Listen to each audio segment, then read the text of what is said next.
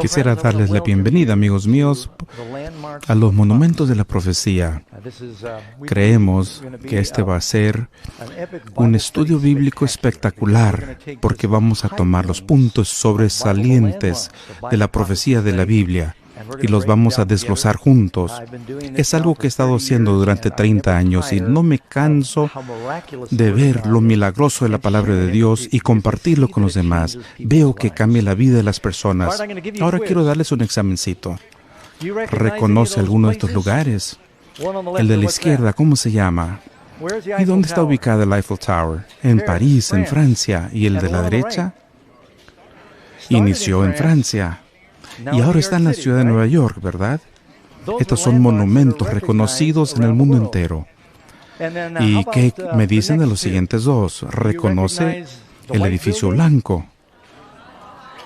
Tenemos el Taj Mahal. ¿Y dónde está ubicado? En la India. Y a su lado tenemos las grandes pirámides. ¿De dónde? De Egipto. Estos son monumentos que conocemos en el mundo entero y nos ayuda a identificar lugares, ubicaciones y momentos en la historia cuando fueron creados.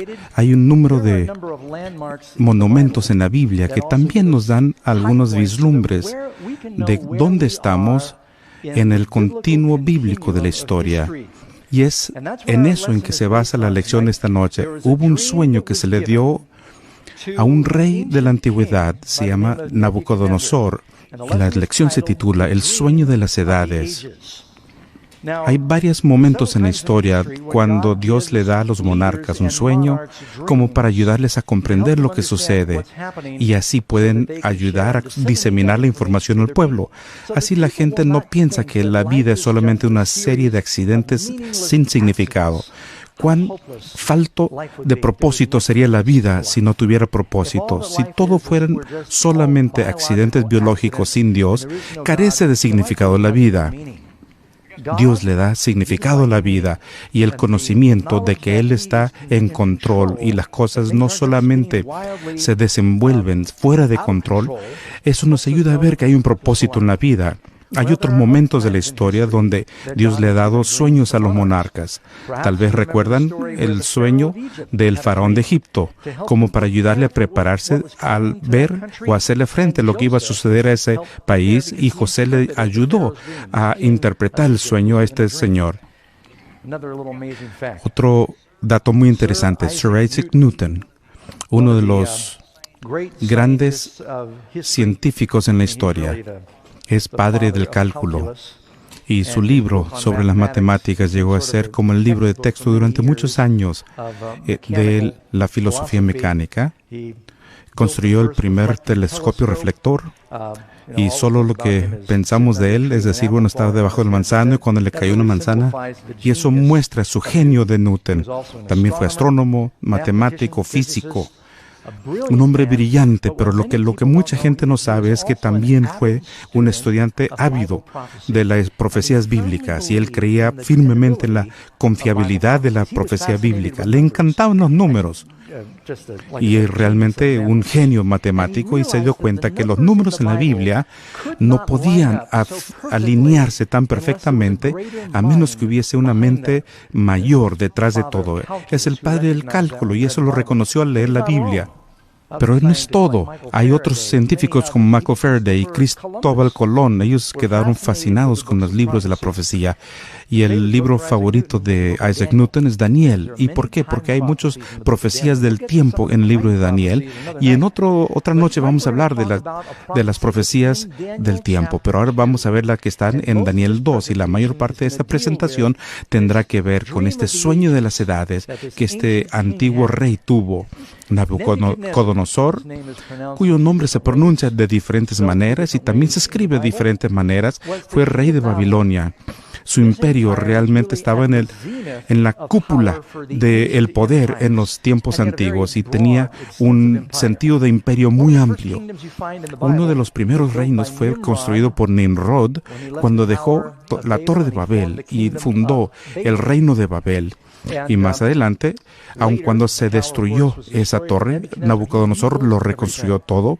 Y vamos a ver un poquito lo que abarca todo esto. Sin embargo, al leer en Daniel 2, eso Eso nos dice que el rey se durmió una noche y quedó preocupado con el futuro. Había conquistado a todos los diferentes reinos, incluyendo Egipto y Jerusalén, trayendo miles de cautivos, los amonitas y los moabitas y los del reino de Tiro y tantos otros. Él llegó a ser un rey de reyes y se preguntaba cuánto duraría. Aun cuando reinó 45 años, a mitad de camino se preguntó: la vida humana es temporal, ¿y qué va a suceder con este imperio cuando yo ya no esté? Salomón se preguntaba lo mismo. Lo construyes todo y es vanidades de vanidades. ¿Qué va a pasar cuando ya no estés? Él se acostó preocupado por el futuro y Dios le dio un sueño maravilloso, sumamente vívido. Y todos tenemos sueños, algunos extraños, sin significado. Antes yo esquiaba y salíamos a esquiar varias veces a la semana y en la noche yo soñaba y decía, bueno, yo estaba esquiando y decía, este no es un sueño sobrenatural, pero como dice mi esposa, me gusta jugar el racquetball y es un juego muy rápido porque uno siempre está dando tiros. Y una vez por la noche, de repente, yo quería hacer un tiro y ella me dice, bueno, ¿qué te pasó? Aún Eclesiastés dice que el sueño viene por la multitud de negocios. No todos los sueños significan algo. Sin embargo, él tuvo un sueño que estaba absolutamente seguro que era tridimensional, vívido y divino. Sabía que tenía significado, pero no lo conocía. Y uno lo puede leer. Y si vamos juntos en la Biblia, vamos a entrar al versículo 31. Y es lo que soñó, y esto es Daniel que le hace el relato del sueño. Tú, oh rey, veías. Y aquí una gran imagen. Esta imagen, que era muy grande y cuya gloria era muy sublime, estaba de pie delante de ti y su aspecto era terrible. Aquí tenemos una gran, espléndida imagen y ahora manténganse en mente que una imagen en la Biblia se les dijeron que no adoraran a las imágenes y había muchas en Babilonia. Así que en la mente judía el reconocer la idolatría era prohibido. La imagen tenía una cabeza de oro puro y su pecho y brazos de plata, su vientre y muslos de bronce, sus piernas de hierro y sus pies en parte de hierro y parte de barro cocido. Estabas mirando hasta que una piedra fue cortada no con mano e hirió la imagen en sus pies de hierro y de barro cocido y los desmenuzó. Entonces fueron desmenuzados también el hierro y el barro cocido y el bronce, la plata y el oro y fueron como tamo de las arenas del verano. Estos metales pesados de repente se hicieron como el tamo y se los llevó el aire. Y se los llevó el viento sin que de ellos quedara rastro alguno.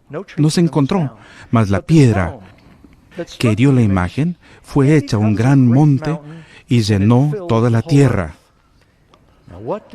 ¿Qué significa este sueño? Este es un resumen del sueño y ahora vamos a meternos a la lección y vamos a ver el inicio del capítulo 2 y punto por punto lo vamos a repasar viendo juntos este capítulo porque este sueño de las edades nos da un panorama de la historia desde el momento que Nabucodonosor tuvo el sueño hasta el final de este mundo. Y trata de ver dónde nos ubicamos en el esquema del tiempo al estudiarlo. Y con esto en mente, como introducción, vamos a adentrarnos a la lección. Y dicho sea de paso, aquí está. Este es un amigo mío que tuvo una organización evangelística y me dio esta imagen y posiblemente hago referencia a Melvin aquí. Le voy a dar un nombre. Espero que nadie se llame Melvin aquí. Vamos a adentrarnos al estudio, iniciando con la pregunta número 1. Yo veo que una de las mejores formas de enseñar es el formato de preguntas y respuestas. ¿Por qué Dios le dio este sueño al rey de Babilonia? Y ahí lo vemos en la Biblia. Todas las referencias las vamos a encontrar en Daniel 2, 28. Hay un Dios en los cielos que revela ¿qué? Los misterios y le ha hecho saber al rey Nabucodonosor lo que acontecerá en los postreros días. Los secretos del futuro se revelan en este sueño, dice el profeta Daniel. Bueno, cuando el rey tuvo este sueño por primera vez, no sabía su significado e instintivamente llamó a todos los sabios y consejeros. Llegaron ellos y les dijo, tuve un sueño, no sé lo que signifique. Y ellos estaban recibiendo sueldo, tiempo completo, y eran los astrólogos y los magos y las personas que leían los naipes. Y bueno, ¿qué significa esto? Y bueno, dinos el sueño y te vamos a dar su significado.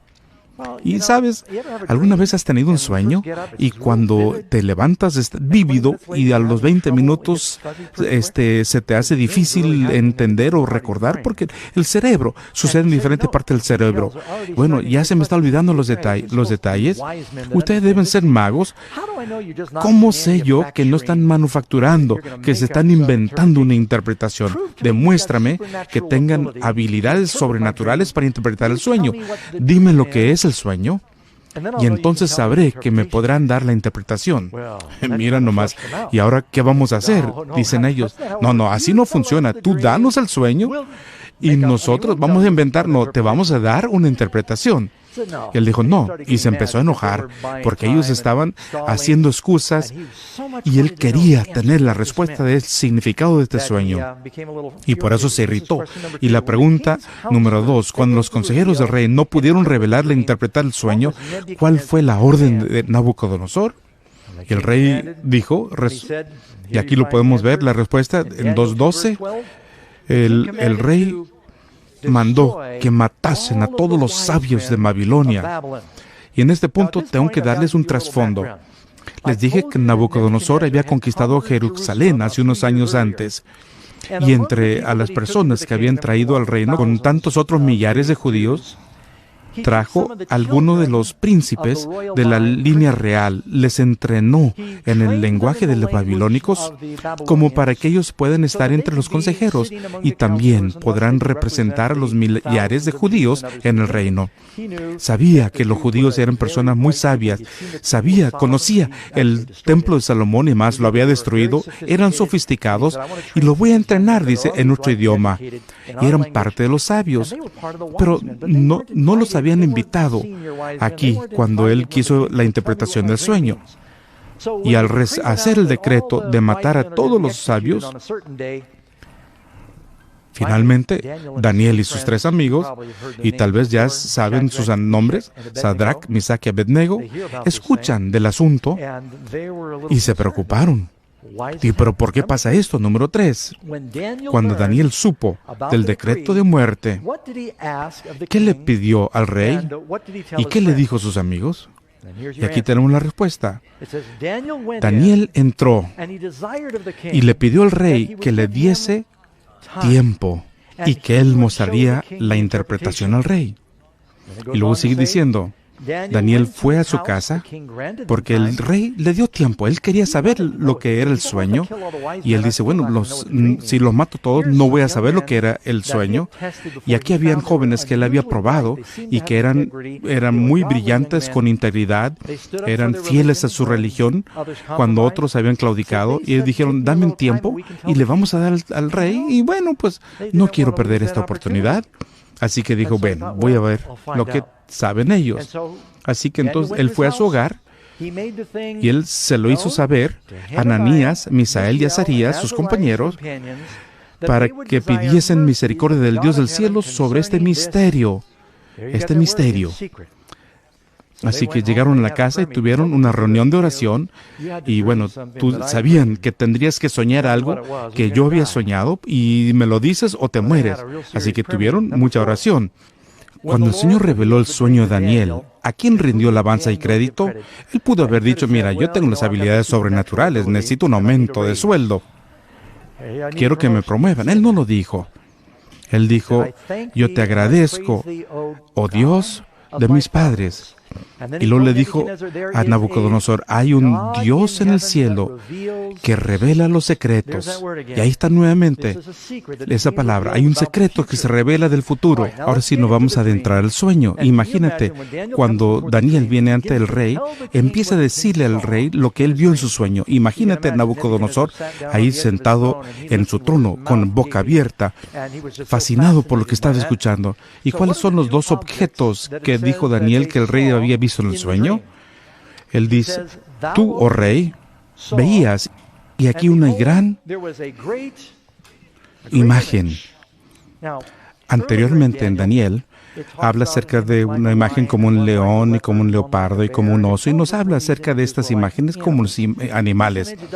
Esta imagen no se conecta con un animal, y la mayor parte de los eruditos están de acuerdo que es como un hombre, porque habla acerca de los dedos de los pies y los brazos y las piernas, y las imágenes de los artistas hacen una representación más o menos como lo que tienen en las imágenes de los tallados de los babilónicos. Así que aquí hay cierta precisión con este cuadro que vemos en este momento. Y aquí vemos una gran imagen. Y luego lo segundo, además de la imagen, viste que había una piedra. Así que tenemos dos cosas principales que son raras en este sueño. Uno es una piedra y otro es una estatua. Uno representa el reino de Dios. El ídolo representa los reinos del hombre. Y ahora, cuando los judíos hicieron su altar, Dios les dijo, ni siquiera lo toquéis con un cincel, porque lo has contaminado. Toma piedras y construye mi altar de 12 piedras ásperas.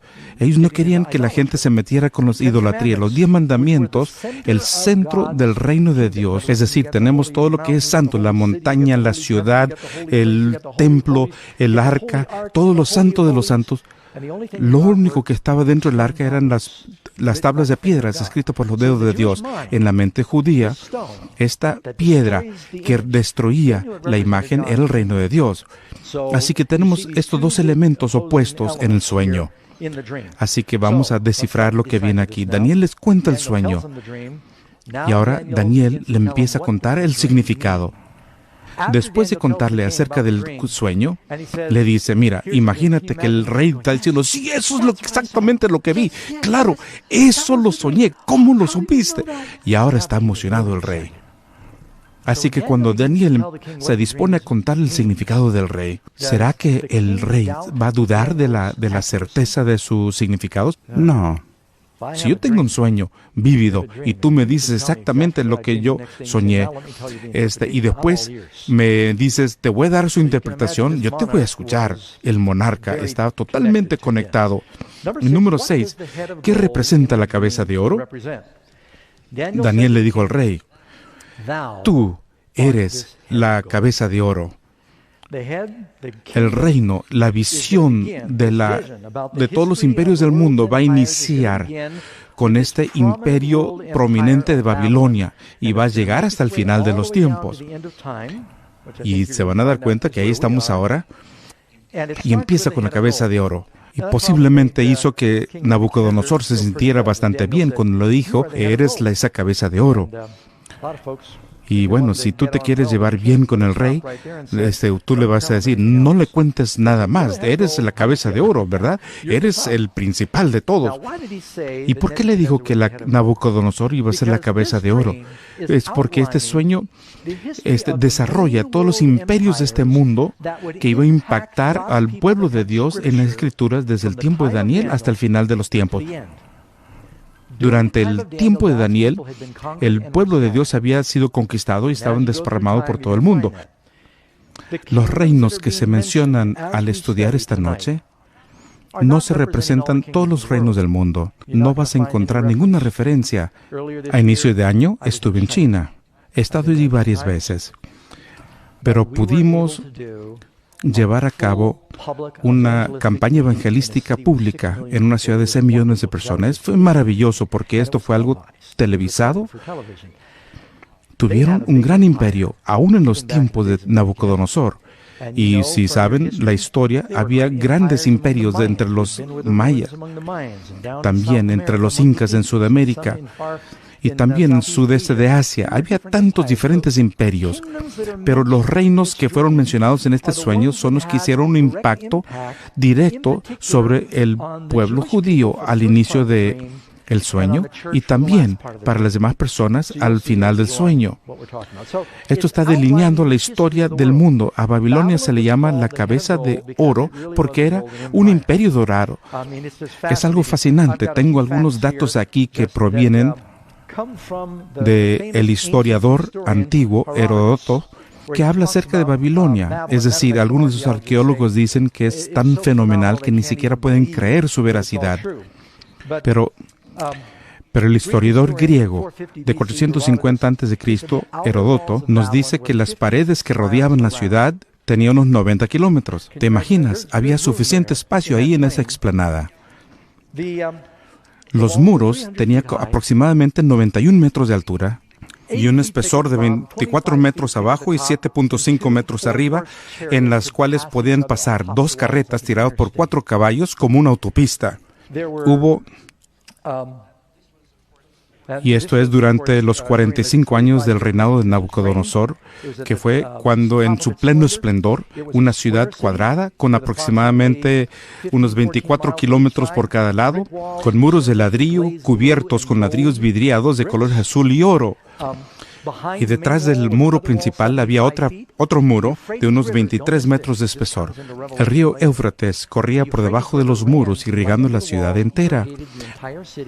Había más agua en el río en aquel tiempo porque ahora lo está utilizando Turquía y otros países en el norte. El Éufrates antes tenía mucho más agua que ahora.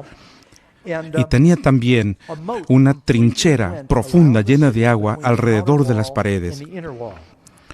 Los jardines colgantes de Babilonia, una de las 7 maravillas del mundo antiguo que podemos ver en la pantalla. Nabucodonosor se casó con la hija del rey de los Medos y ella quedó decepcionada porque el imperio Medo en el norte tenía montañas. Pero Babilonia es una tremenda planicie, así que ella sentía nostalgia por su hogar y él le dijo: no te preocupes, querida, te voy a construir una montaña y la voy a poblar de árboles. Entonces él construyó unos jardines en terrazas y como tenían que regarlos, crearon algunas máquinas para poder tomar y levantar el agua y caían en cascada como para irrigar esos jardines. Estos fueron hechos por los hombres. Sin embargo, ellos construyeron bombas para el agua, aún en aquellas épocas. Tenían toneladas de oro en todas partes. Tenían una mesa de oro que pesaba toneladas y tenían estatuas de oro. Y realmente fue un reinado de oro. Y tal vez debiéramos leer un poquito acerca de lo que nos dice, acerca del tamaño de Babilonia y las maravillas que había en este lugar. Sin embargo, este era un reino dorado. Y si uno lee en Daniel 4, Nabucodonosor en realidad era tan orgulloso del imperio que él caminaba por sus balcones y decía: ¿acaso este no es el gran reinado que yo había construido para mí mismo? Y él era la cabeza de oro. Una de las cosas interesantes que escuchamos y que estudiamos en este momento, estudiamos Babilonia antigua. ¿Y sabes lo que es?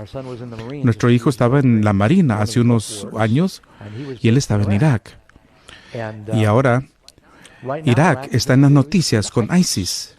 Y cuando uno lee en la Biblia acerca de Jonás y Esther y Daniel y Ezra y Ezequiel y Nehemías, cada uno de ellos entraban y salían del mismo territorio que está en los encabezados en estos días.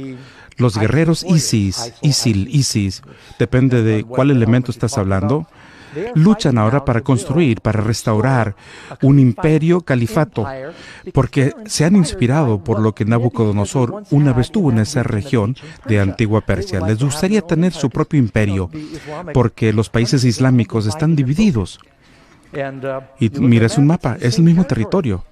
Algunos podrían o no saber que Saddam Hussein era su gran ambición también, que él pudiese restaurar la gloria antigua desde los días de Nabucodonosor, cuando eran un imperio mundial. Y aquí había una foto donde había un póster de Saddam y él dice que es la reencarnación de Nabucodonosor. El Nabucodonosor que decimos o que hablamos esta noche es el Nabucodonosor II, pero como nadie conoce el primero, pues no lo vamos a mencionar. Él es el primero y él es el único. Este es el ejemplar de una moneda acuñada por Saddam Hussein con su rostro enfrente y una visión de Nabucodonosor en la parte de atrás. ¿Y por qué crees que invadió a Kuwait? Él quiso expandirse para poder dominar todo el petróleo y ser el líder del mundo islámico y poder restaurar la gloria antigua. Hay una profecía judía que dice que Babilonia jamás sería restaurada. Y Nabucodonosor quiso evitar esa profecía y él dedicó no Nabucodonosor, Saddam Hussein. Él dedicó $500 millones tratando de restaurar la antigua Babilonia de acuerdo a como decía la profecía judía que no podría ser. Y en medio de este primer intento, vemos algunos de los trabajadores aquí, la guerra del Golfo. Y eso detuvo el proceso, se le gastaron todos los recursos y estaba a punto de empezar la reconstrucción cuando se desató la Segunda Guerra del Golfo y finalmente fue arrestado y tuvo un final desafortunado. Aquí está la profecía que encontramos en el libro de Isaías. Habla acerca de lo que sucedería a la antigua Babilonia después de Nabucodonosor. Dice, y Babilonia, y esto es Isaías 13, 19 al 21, y Babilonia, hermosura de reinos, de los ornamentos de la grandeza de los caldeos, será como cuando Sodoma y Gomorra las trastornó Dios. Nunca más será habitada, ni se morará en ella generación en generación, ni llevará allí la tienda el árabe, ni los pastores tendrán allí majada, sino que dormirán allí las fieras del desierto, y sus casas serán llenas de hurones, y ahí habitarán avestruces y saltarán las cabras salvajes. Y uno va este día y no hay nada, nunca pudo reconstruir. Había algunos lugares turísticos y quería que fuera la capital, pero Dios lo detuvo. Regresamos a Daniel, que hablaba con Nabucodonosor. ¿Qué es lo que sucede después de esto en el sueño? Él se detuvo ahí en la cabeza de oro, el número 7. ¿Será que duraría para siempre el reino babilónico? Él dice, después de esto, este es el resto del sueño. Después de ti, ¿qué vendrá? Otro reino. Eso lo pueden escribir. Es inferior a ti. Si yo no puedo tener oro, me contento con el plata. Sin embargo, la onza de plata no es lo mismo que una onza de oro. Los minerales disminuyen en valor en la medida que van bajando. Sin embargo, aumentan en su dureza. Todo a través de la imagen. Y lo acabo de notar, y después hablaremos más de esto. Otra profecía de lo que hablamos es qué va a pasar en Babilonia, y eso sucede en Jeremías. En Jeremías 25:12 dice, voy a castigar al rey de Babilonia, y no fue al rey Nabucodonosor, bueno, también a él sí, pero fue a su nieto que fue castigado. Voy a castigar al rey de Babilonia y a esa nación por su iniquidad, y la tierra de los caldeos lo voy a convertir en desolación. Y eso es lo que encuentras en este momento en esta región. La Biblia nos dice también, al llegar al capítulo 5 de Daniel, y vamos a poder ver todo el libro de Daniel hoy, el capítulo 5 nos habla acerca de cómo sucede.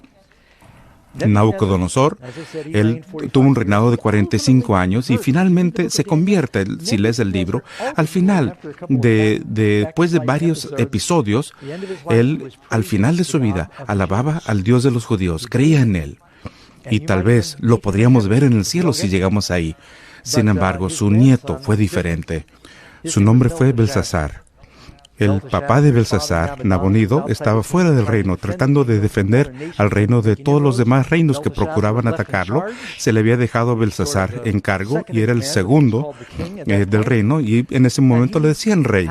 Sin embargo, él tuvo una fiesta, y la razón de tenerla es porque todos estaban rodeando a los babilónicos, los medos y los persas, tratando de conquistar a la ciudad. Sus paredes eran tan masivas que el rey joven menospreció la amenaza. Ellos no pueden entrar. Así que tuvieron una gran fiesta. Dice, bueno, tenemos suficientes alimentos como para aguantar un sitio de unos 20 años. Saben que la guerra es muy caro para tener una guerra. Y cuando uno sitia una ciudad, mientras más pueden aguantar, si no puedes conquistar la capital, no puedes alimentar a tu ejército para siempre. Jerusalén fue sitiada durante 2 años con Nabucodonosor antes de caer. Masada, en Israel, fue sitiado por 3 años por los romanos y tuvieron alimentos suficientes como para aguantar el sitio. Y los judíos tiraban los alimentos por los muros para mostrarles que no tenían miedo. 3 años para construir una rampa para poder dominar. Muchos ejércitos han fallado porque no han podido aguantar el sitio por la economía. El rey dijo, bueno, se te van a acabar los recursos antes que nosotros. Tenemos suficiente agua que viene, tenemos alimentos y tenemos el tamaño de la ciudad. Por eso tuvieron una fiesta y el rey se dispuso a beber en la fiesta. Y luego, para mostrar que su rey era más poderoso que todos los demás, los ídolos que él adoraba, dice, ¿acaso no tenemos tantas vasijas hermosas de Jerusalén?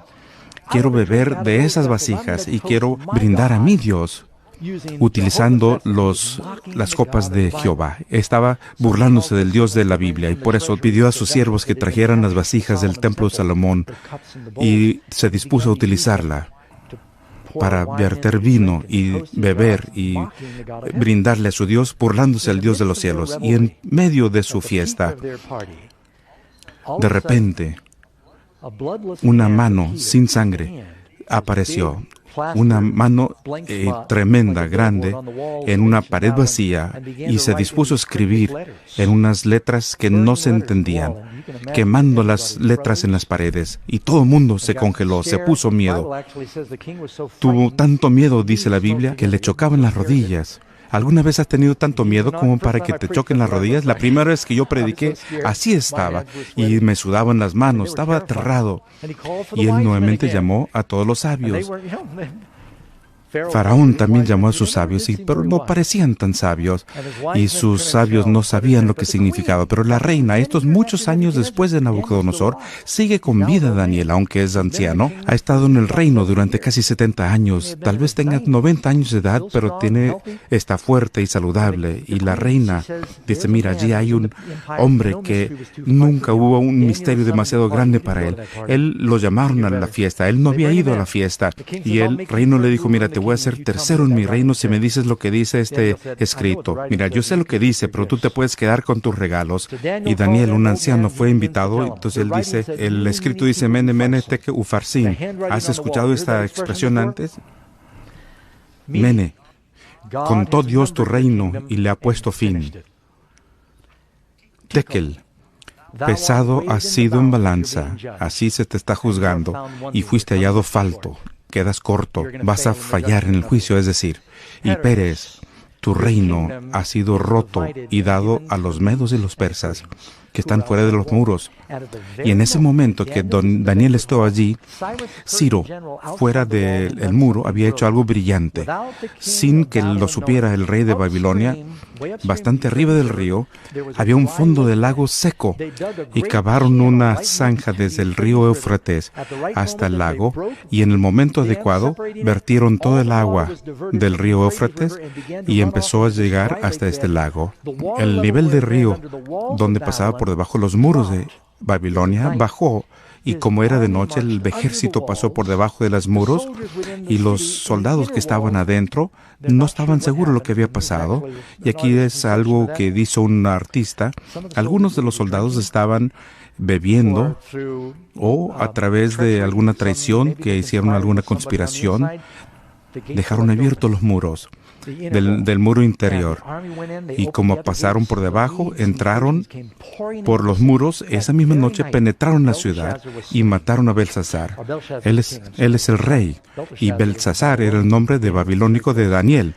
Sin embargo, esta es la profecía. Escuchen bien, voy a leerles una profecía que fue escrito por Isaías, el profeta, y sabemos por los rollos del Mar Muerto que Isaías lo escribió 150 años antes de que haya sucedido. Y veamos lo que dice Isaías 45. Así dice Jehová al ungido, a Ciro, y lo nombra 150 años antes de haber nacido.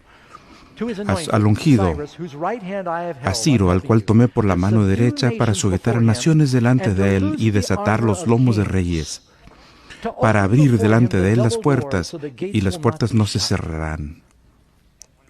Y cuando dice desatar los lomos de reyes, eso significa que los huesos se le mueven, por eso estaba temblando el rey. Y esto es exactamente lo que sucedió. Ciro, el general, entró, conquistaron el reino. Y podemos ir al Museo Británico y podemos ver el cilindro de Ciro. Y yo lo he logrado ver. Y adentro del cilindro, en cuneiforme, lo han traducido. Ahí Ciro habla acerca de la conquista de Babilonia, y yo creo que también se menciona a Jerusalén, porque luego suelta a los judíos para que regresen a su tierra. Y ahora, la cabeza de oro pasa de Nabucodonosor a los reinos de Medo-Persa. Y esto sucede aproximadamente 539 a.C. Y el reino de los persas era muy poderoso y duró del 539 hasta el 331 a.C. Su capital fue Persépolis. y su moneda circulante fue la plata, algo tan apropiado que fueron representados por los brazos de plata, Babilonia, a los medo-persas, y tuvieron un reino vasto. Sin embargo, la plata no tiene tanto valor como el oro, duraron más tiempo, pero no tuvieron la misma gloria que tuvo Babilonia. Debemos seguir adelante, hay mucho que cubrir y espero que lean Daniel 2 al llegar a casa, que lo lean completamente. Número 8. ¿Qué metal puede representar al rey que siguió a los medo-persas? Y dice ahí en Daniel, un tercer reino de bronce. Aunque decimos bronce, tiene un poquito de estaño y es la palabra que se usaba antes como latón, pero al pulirlo se veía igual. Y dominará a toda la tierra. Y dice Daniel, esto va a tener un territorio más vasto que los persas. ¿Y cuál fue el que viene después de los persas? Fue el reino de Grecia. ¿Cuántos han oído hablar acerca de un gobernante macedonio que se llama Alejandro, conocido mejor como Alejandro el Magno? Él conquistó a los persas y en 331 y rápidamente en sus batallas con Daríos y luego en 11 años él pasó por todo el país y no solo tomó el territorio de Persia, sino también fue a los elementos de la India y por Afganistán. Y Alejandro era fenomenal. Y a los 21 años él ya había conquistado a Egipto. Y es fenomenal ver cómo había marchado con todos sus ejércitos. ¿Y de qué creen que fue hecho su armamento? Se le llamaban los soldados de bronce y tenían las espadas de bronce también. Y creo que tengo un cuadro de cómo son sus yelmos. Los yelmos de bronce. El reino de Alejandro duró un poquito más que los de los persas y cada uno de los reinados dura un poquito más, pero los metales no tienen el mismo valor. Estos fueron los soldados de bronce. Y hay una cita de un historiador, Arian se llama, de la Biblioteca Histórica, libro 16, capítulo 12, y es lo que dice del reinado de Alejandro Grande. Estoy convencido de que no hubo nación o pueblo en aquel tiempo donde no llegara su nombre. Pareciera haber una mano divina que residiera tanto sobre su nacimiento y sus acciones. Pareciera que hubiese una mano divina que lo protegía donde iba.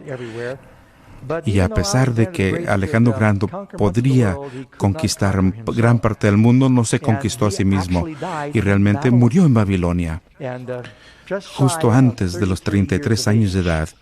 Es más, cuando estaba en su lecho de muerte y no saben si alguien lo había envenenado o si fue una fiebre. Otros dicen que pudo haber sido malaria o alguna otra enfermedad que haya tenido previo a la enfermedad.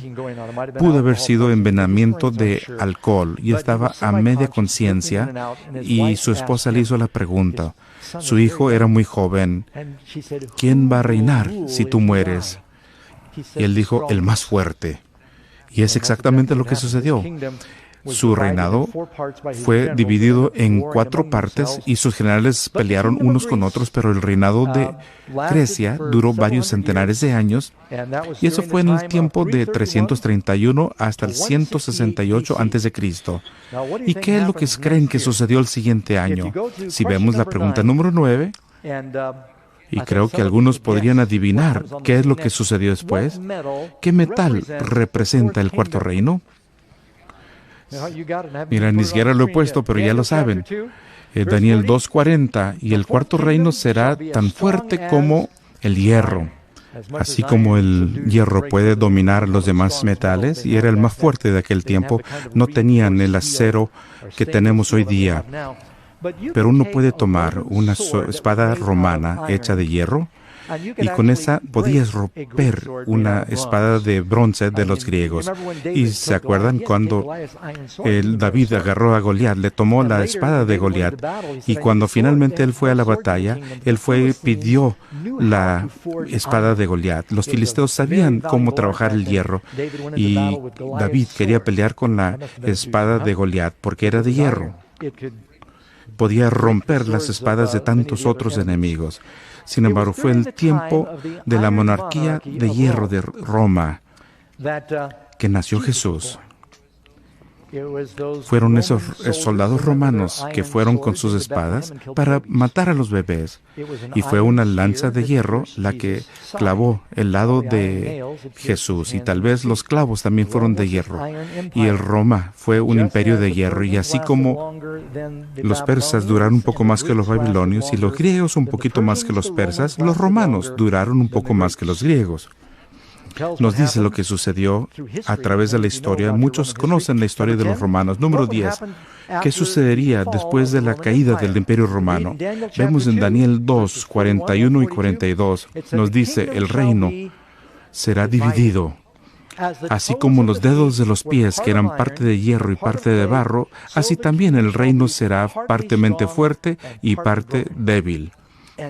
Y así como se expandió Roma, quisieron abarcar un territorio tan grande que llegó la decadencia y se derrumbó el reino. Y todos hemos escuchado acerca de Nerón, que actuaba irresponsablemente cuando se quemaba el imperio.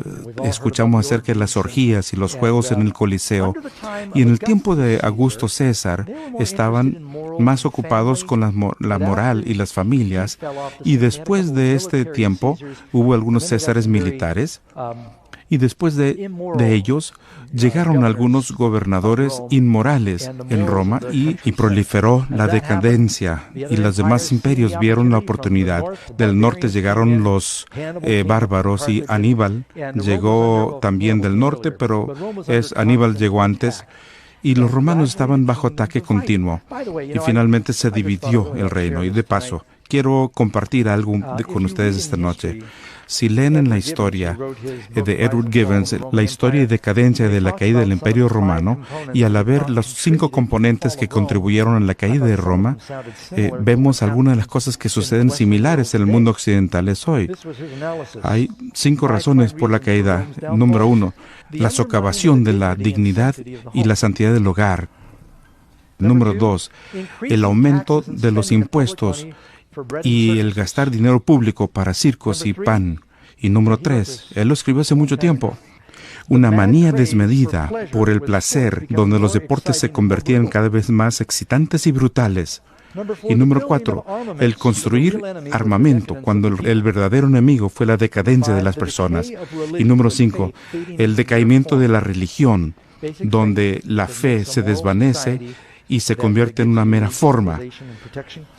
Y Philip Myers, en su libro Surgimiento y Caída de Roma, en su libro dice, desde el principio, el teatro fue craso e inmoral. Fue una de las agencias principales para la socavación de la vida moral romana. Tan absortos estaban las personas en las representaciones indecentes en la plataforma que se olvidaron de la vida real. Es difícil imaginarse que los romanos habían estado tan absortos en sus medios en aquel tiempo. Todos estaban viviendo de semana en semana para ver lo que iba a ver en el teatro, y ni siquiera se preocupaba por las realidades de la vida. Y uno se pregunta, bueno, ¿qué está pasando ahora? Y no tenían 150 canales como tenemos hoy. Dijimos, wow. Muy bien, regresando al estudio. Todos sabemos que Roma empezó a desintegrarse gradualmente, y lo que una vez fue un imperio vasto y poderoso se desbarató en 10 reinos, y esos 10 reinos, algunos de los nombres antiguos, y voy a darles el equivalente moderno, los Alemanni, que fueron los alemanes, y sé que los hispanos lo pueden entender.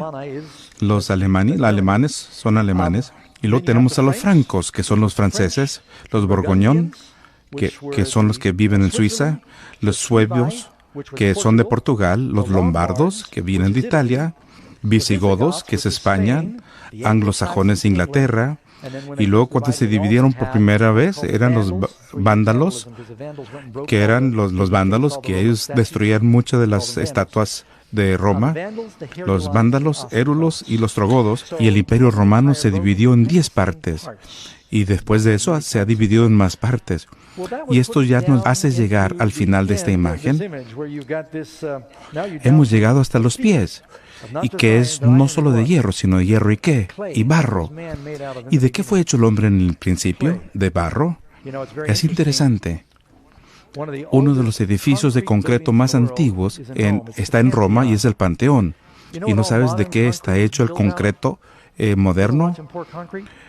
Es barro y varillas de hierro. ¿Y sabes cuál es el material principal para la construcción hoy? Es concreto. Debieras ir a China. Hay tanto polvo del concreto por allá. Y ahí tienen muchas grúas. Y eso le llaman las aves nacionales en China. Nunca he visto tanta construcción como en China, pero estamos viviendo en el tiempo del concreto. Número 11. ¿Estos reinos lograrán unirse otra vez? La respuesta dice, se mezclarán por medio de las alianzas humanas, pero no se unirán uno con el otro, como el hierro no se mezcla con el barro. No podrían unirse aunque lo intentaran. Es más, en un momento estaban tan desesperados que la reina Victoria tuvo uno de los reinados más largos y prósperos. Tuvo 40 hijos y nietos. Y al final de su reinado estaba relacionado con cada uno de los líderes de Europa a través del matrimonio. Trataron de volver a forjar y reconstruir esa confederación que tuvo Roma por medio del matrimonio, pero no duró. Es más, vean la historia. Tenemos desde Luis XIV hasta Carlomagno y Napoleón y Kaiser Wilhelm y Adolfo Hitler, todos tratando de... ¿Sabes lo que significa Kaiser en alemán? César. El zar, Shah, ¿qué significa en ruso? César. Todos trataban de volver a conseguir el poder de los césares, pero la Biblia dice que no se podrán unir unos a otros. Y creo que Adolfo Hitler tuvo una secretaria cristiana y cuando se enteró del plan le dijo, me disculpas, mi Führer, esto no va a funcionar. ¿Y por qué no? La Biblia dice que no va a funcionar en el libro de Daniel. Bueno, vamos a cambiar la Biblia, dice él. Y no funcionó demasiado bien para él. El número 12. ¿Quién establecerá el reino final? Y estamos llegando al lugar donde entra la piedra. Daniel 2:44. ¿Qué es lo que nos dice el profeta? Y en los días de estos reinos, el Dios del cielo, no nos confundamos con los reyes, los dioses de Nabucodonosor. El Dios del cielo levantará un reino que será jamás destruido. Jesús viene pronto. Y ese es el siguiente reino. Número 13. ¿Qué hace la piedra a los otros reinos mundiales? Y dice, Daniel 2, 34 y 35, hasta que una piedra fue cortada, no con mano, e hirió la imagen de sus pies, de hierro y barro cocido, y los que desmenuzó.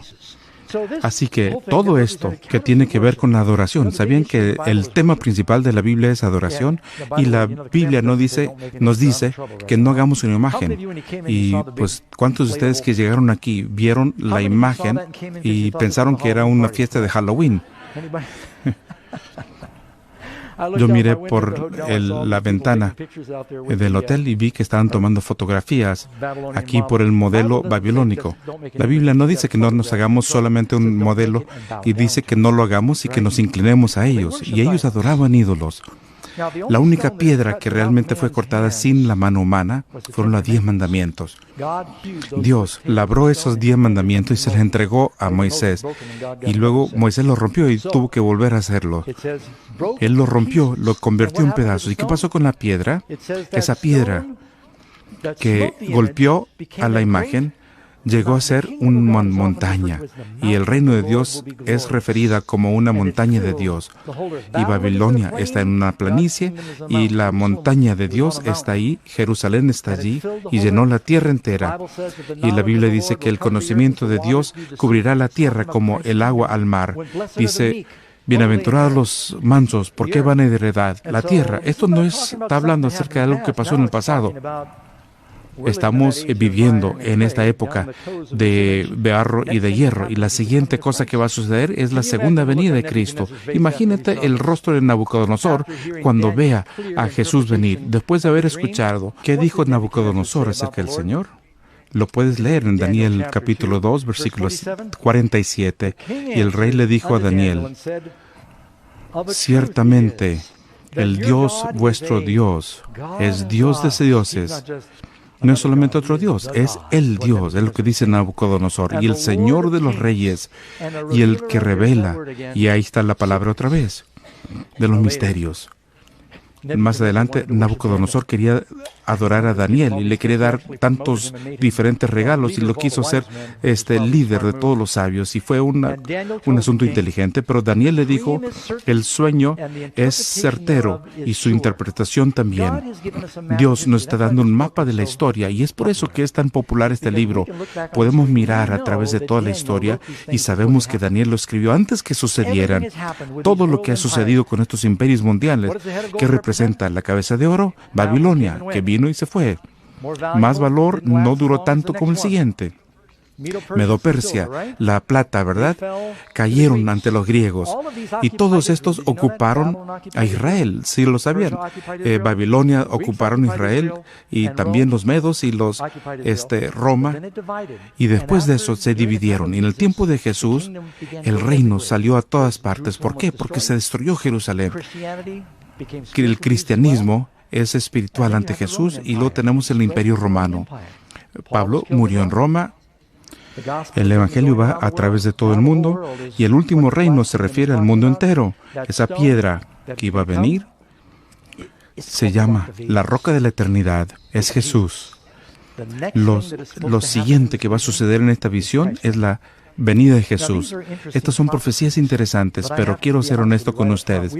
Nosotros no hacemos estos seminarios solamente para ser sensacionalistas y que la gente quede anonadada con el poder de la profecía. Toda la profecía es redentora, pero si conocemos todo esto y no conocemos a Jesús, no nos sirve de nada. Dice la Biblia que aún los demonios creen y tiemblan.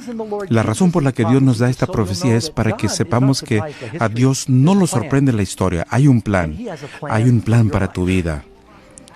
Él no va a activar ni movilizar este plan hasta que tú le des tu corazón.